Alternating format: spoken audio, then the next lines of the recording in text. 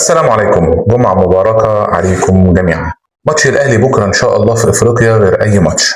ده اسم الأهلي بتاريخه قدام اسم تاني تقيل من شمال إفريقيا، شبيبة القبائل، ومواجهة ما بتتلعبش غير بالعقل والشخصية. الأهلي داخل الماتش ده طبعا وهو عارف كويس إن النوع ده من الماتشات تحديدا محتاج تركيز من أول ثانية.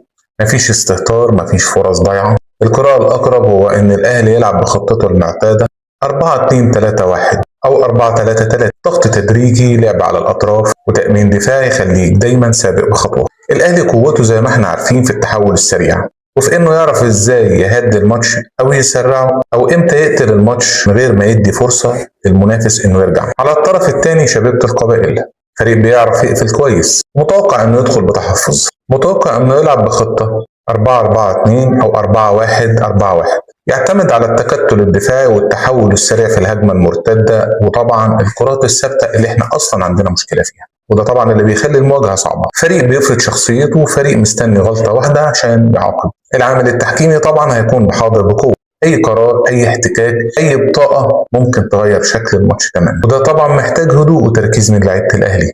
الجمهور الأحمر مستني رسالة، مستني أداء يليق باسم الأهلي، أداء يقول إن الفريق داخل البطولة بعقلية البطل مش بعقلية التجربة. 90 دقيقة هيحكموا، والملعب هو اللي هيتكلم. ولو الأهلي لعب بشخصيته وما استعجلش، كفة هتميل ليه.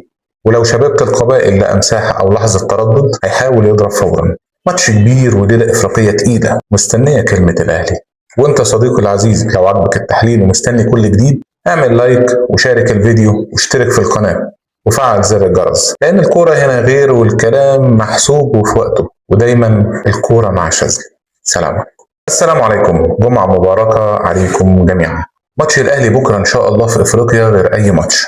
ده اسم الأهلي بتاريخه قدام اسم تاني تقيل من شمال إفريقيا، شبيبة القبائل، ومواجهة ما بتتلعبش غير بالعقل والشخصية.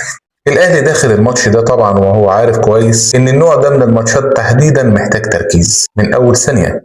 مفيش استهتار، مفيش فرص ضايعة. القراءة الأقرب هو إن الأهلي يلعب بخطته المعتادة 4-2-3-1 أو 4-3-3، ضغط تدريجي، لعب على الأطراف، وتأمين دفاعي يخليك دايما سابق بخطوة. الأهلي قوته زي ما احنا عارفين في التحول السريع، وفي إنه يعرف إزاي يهدي الماتش أو يسرعه، أو إمتى يقتل الماتش من غير ما يدي فرصة للمنافس إنه يرجع. على الطرف الثاني شبيبة القبائل، فريق بيعرف يقفل كويس، متوقع إنه يدخل بتحفظ، متوقع إنه يلعب بخطة 4-4-2 أو 4-1-4-1، يعتمد على التكتل الدفاعي والتحول السريع في الهجمة المرتدة، وطبعا الكرات الثابتة اللي احنا أصلا عندنا مشكلة فيها، وده طبعا